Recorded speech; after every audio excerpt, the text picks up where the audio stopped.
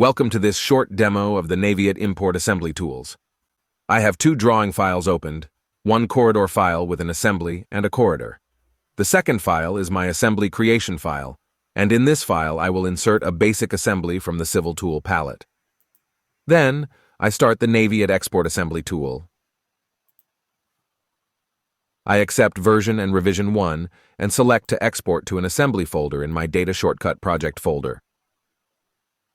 Next, I go back to the corridor file and use the Naviate import assembly tool.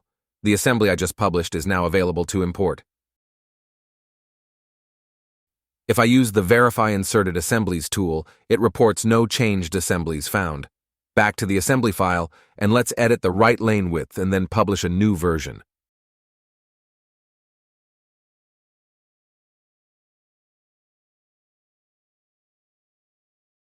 In the corridor file, we run Verify Inserted Assemblies again, and this time Naviate reports that one assembly has a new version.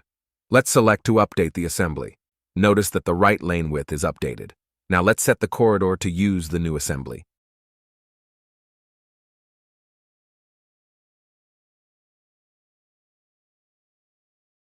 Let's go back to the assembly file, and this time add a guardrail subassembly.